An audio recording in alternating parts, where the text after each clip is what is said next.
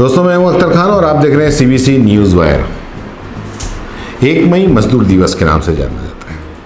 पता नहीं इस दिन क्या होता है। बड़े बड़े लोग कुछ गोष्ठियां करते हैं मई की गर्मी में, सुबह से शाम तक पसीने से तरबतर हुए मजदूरों की समस्या के लिए, और वो भी कहाँ पर? 5 स्टार होटल के आलीशान बैंकेट हॉल में एसी रूम में बैठे हुए स्नैक्स और ड्रिंक्स के साथ में मजदूर दिवस डिस्कस किया जाता है। अब इसमें मजदूरों का क्या भला होता है, किस तरीके से याद किया जाता है, ये पता नहीं। खैर, ये बात पूरा नहीं है। आज के हालात पर बात करें, यानी कि आज के कोरोना के हालात पे बात करो साहब। पता है आज जिसके नाम का दिन है, यानी कि वर्ल्ड इंटरनेशनल डे, जिसको सुना है पूरी दुनिया मनाती है, जिसके लिए अखबारों में बड़े बड़े लेख छपे हैं, जाने कितनी कहानियां क्या क्या छपी है इन्हीं मजदूरों के लिए। आज इन मजदूरों की दशा क्या है, क्या कोई जानता है? कभी सूद ली है लॉकडाउन के बाद उन्हीं मजदूरों के क्या हालत है, उनके परिवार के क्या हालत है, जिनके लिए घड़ियाली आंसू टीवी पर दिखाते हैं, क्या उनके लिए कभी सोचा है? सच सच बताना साहब, लॉकडाउन की घोषणा के पहले एक पल के लिए भी क्या इन मजदूरों के लिए सोचा था कि ये लोग क्या करेंगे, कहाँ रहेंगे, क्या खाएंगे, इनके बच्चे क्या करेंगे?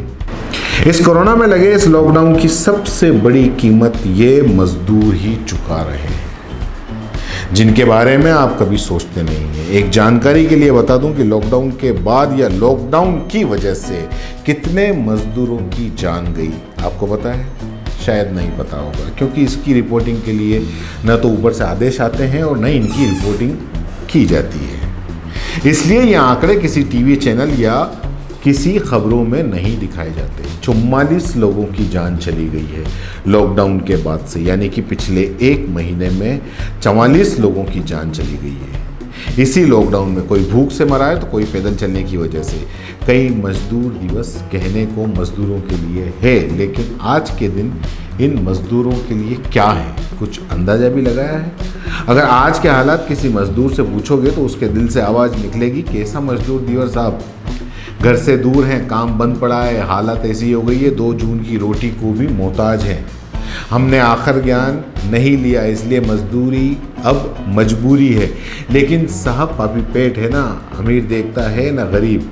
हम तो भूखे भी रह लेंगे, लेकिन बच्चों का क्या, इनका क्या करें? बच्चों की भूख खत्म नहीं होती, ना ही इस भूख से इनके आंसू खत्म होते हैं। रास्ते में पड़े हैं, जाने किसके रहमो करम पर। मजदूरी की आदत थी, लेकिन अब हाथ फैलाने पड़ रहे हैं। रास्ते में सुना था सरकार हमारे लिए काफ़ी कुछ करती है, लेकिन सैकड़ों किलोमीटर हो गए चलते हुए, पाँव में छाले हो गए, अभी तक किसी ने कुछ नहीं किया।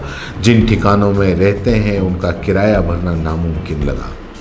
आज हाथ में न के बराबर पैसा है, जिम्मेदारी के नाम पर 20 बच्चों का भरा पूरा परिवार था, तो फैसला किया पैदल चल निकलने का। चलते चलते पहुंच जाएंगे, यहाँ रहे तो भूखे मर जाएंगे, इसलिए घर चलने का पैदल फैसला किया। कुछ पैदल, कुछ साइकिल पर, तो कुछ 3 पहिया वाली उस साइकिल, उस रिक्शे पर जो उनकी कमाई का साधन था, निकल गए। जो फासला तय करना था वो कोई 20, 25 या 50 किलोमीटर नहीं था, बल्कि 100, 200, 1000, 2000, 3000 किलोमीटर लंबा था। इस सफ़र की भयावहता का अंदाज़ा इस बात से ही लगाया जा सकता है कि 7 दिन का कोई भूखा प्यासा पानी पर टिका हुआ मजदूर 500 किलोमीटर तक चल लेता है, लेकिन बस अपने घर से चंद किलोमीटर दूर के सफ़र को पाट नहीं पाता और दम तोड़ देता है। मुंबई से 500 किलोमीटर दूर उत्तर प्रदेश सिर्फ बिस्किट खाकर निकले उत्तर प्रदेश के श्रीवास्ती जिले का इंसाफ अली मुंबई के एक मिस्त्री में हेल्पर था। लॉकडाउन की वजह से काम बंद पड़ा हुआ था, घर पहुंचने की ठानी। इंसाफ 13 अप्रैल को मुंबई से यूपी के लिए निकल पड़ा। 1500 किलोमीटर का सफ़र ज़्यादा पैदल ही चला। बीच बीच में अगर कोई गाड़ी मिल जाती तो उसमें सवार हो जाता। जैसे तैसे 14 दिन बाद यानी 27 अप्रैल को इंसाफ अपने गाँव मठक नवा तो पहुंच गया, लेकिन वहां क्वारंटाइन कर दिया गया। उसी दिन दोपहर में इंसाफ की मौत हो गई। पत्नी सलमा बेगम का कहना है इंसाफ ने उसे फ़ोन पर बताया था कि वह सिर्फ बिस्किट खाकर ही जिंदा है। मध्य प्रदेश के सीधी के मोतीलाल साहू नवी मुंबई के हाउस पेंटर का काम करते थे। जब देश में पहला लॉकडाउन लगा तब मोतीलाल मुंबई में ही रहे, लेकिन दूसरे फेज की घोषणा के बाद 24 अप्रैल को वो पैदल ही घर के लिए निकल पड़े। उनका घर नवी मुंबई से 1400 किलोमीटर दूर। मोतीलाल के साथ 50 और प्रवासी मजदूर भी थे। मोतीलाल खाली पेट चल पड़े थे। उन्होंने 60 किलोमीटर का सफ़र तय किया था कि रास्ते में ठाणे पहुंचते ही उनकी मौत हो गई।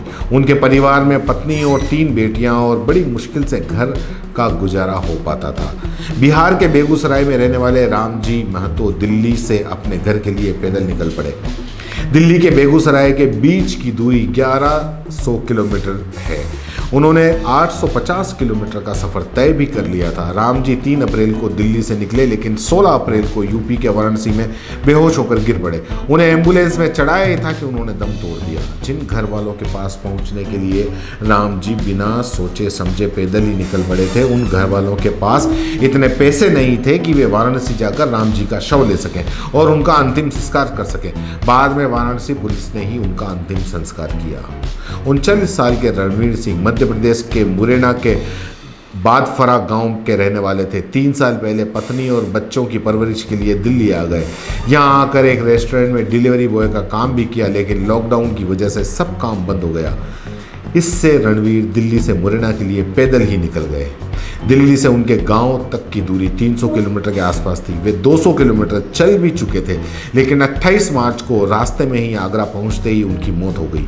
उनके घर वालों का कहना था कि रणवीर की मौत भूख प्यास से हुई, जबकि पुलिस का कहना है कि पोस्टमार्टम के मुताबिक उनकी मौत हार्ट अटैक से हुई। चाहे जिसी से भी हुई हो, लेकिन पैदल चलने की वजह से हुई। पैदल घर जाने वालों में एक नाम जादव गगोई का भी है। वे असम से नागांव जिले में रहते थे, असम के नागांव जिले में रहते थे, लेकिन मजदूरी गुजरात के वापी शहर में करते हैं।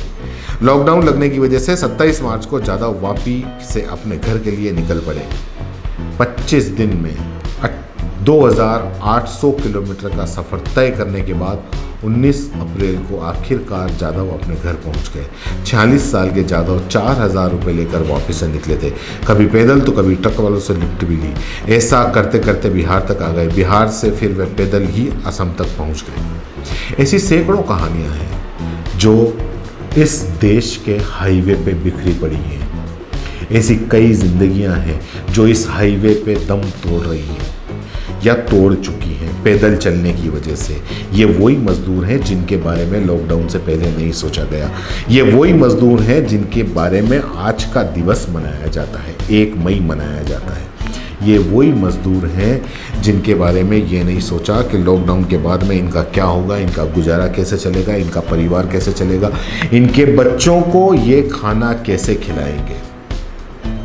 अपनी ज़िंदगी दांव पे लगा ली इन्होंने। भूखे प्यासे, कहीं न खाना मिला न पानी मिला और दम तोड़ दिया। लेकिन ये कहानियाँ आपको किसी मेन स्ट्रीम मीडिया में नहीं मिलेंगी, किसी मेन अखबार के अंदर नहीं मिलेंगी। हाँ, किसी वेबसाइट पर पढ़ लीजिएगा। मेन स्ट्रीम मीडिया या चैनल में इनकी जगह नहीं है। लेकिन मजदूर दिवस मनाने वाले जो बड़े लोग हैं वो आपको ज़रूर 5 स्टार होटलों में मिल जाएंगे जो मजदूर दिवस पे चर्चा करेंगे। जय हिंद, जय भारत। अगर आप YouTube पर देख रहे हैं तो CBC न्यूज़ वायर का चैनल सब्सक्राइब करिए। पास में दिख रहे बेल आइकन को भी दबाइए ताकि जब भी हम आपके लिए कोई खबर, कोई जानकारी लेकर आएं तो सबसे पहले आपके पास नोटिफिकेशन पहुंचे। अगर आप Facebook पर देख रहे हैं तो CBC वायर का पेज लाइक करिए। अगर आप Instagram पर देख रहे हैं तो आप हमें फॉलो कर सकते हैं।